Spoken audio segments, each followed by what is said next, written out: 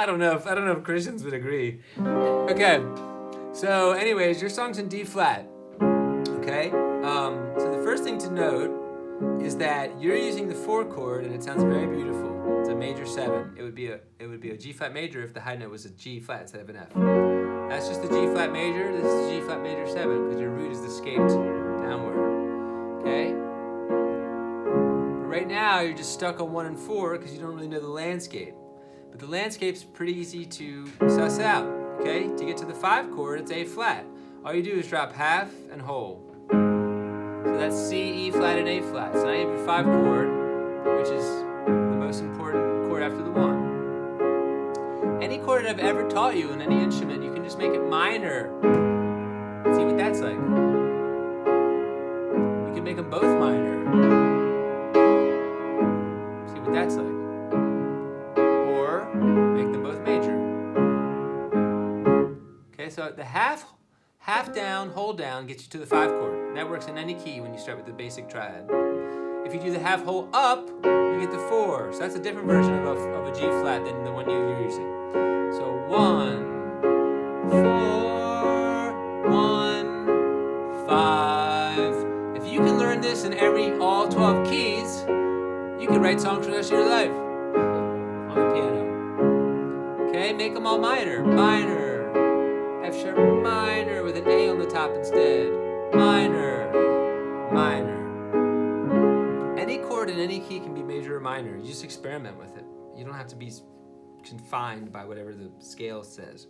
Okay? But speaking of the scale, 1, 2 is E flat minor, all black keys. 3 is F minor. Okay, back to E flat minor. Now you got a 1, 2, 3 progression. 1, 2, 3, 3, 2, 1. Okay, there's only one other minor chord left in the key, that's B flat minor. Okay, you're already playing it in your song, but since you add a G flat bass to it, it's a type of G flat chord. But if you just played a B flat bass, B flat and F, now it's a B flat minor, so it's your 6. So you can go 1, 6, 1, 6, 4, 4, 5, etc. So those are the 6 chords in your key. You have D flat, E flat minor, and F minor. Then you have G flat, 4, A flat, 5, and B flat minor, 6. 3 minor, 3 major, like always. The most basic kind of symmetrical breakdown. Is there a 7th? Yeah, but it's not important right now. Is it something to explore? Not right now. Okay, so here's your D flat chord. Now, we just showed you the chords in the key. But now I can show you a way to manipulate any chord that you ever play. The simplest way, which you already know, is major versus minor. And that's just dropping the 3rd half a step. But you can play with any note in the chord can be a bass note. D flat over F, D flat over A.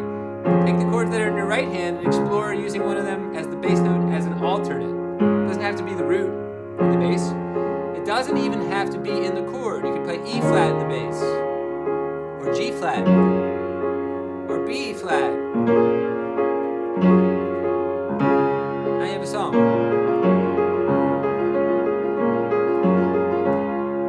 Okay, that goes for every chord you ever play. E flat minor. Put the 3rd in the bass.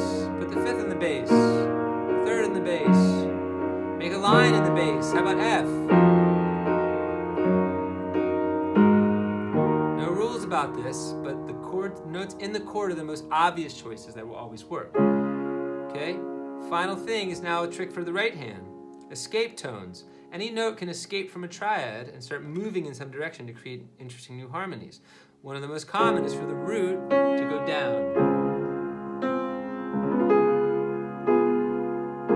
I'm not changing anything about my left hand or the top notes of my right hand. Okay, that also works really beautifully with minor.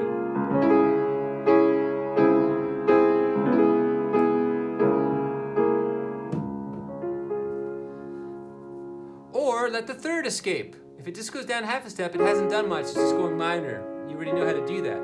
But if it goes down a whole step, it's a 2nd. If it goes down up a half step, it's a 4th. So now we have D flat sus2, D flat,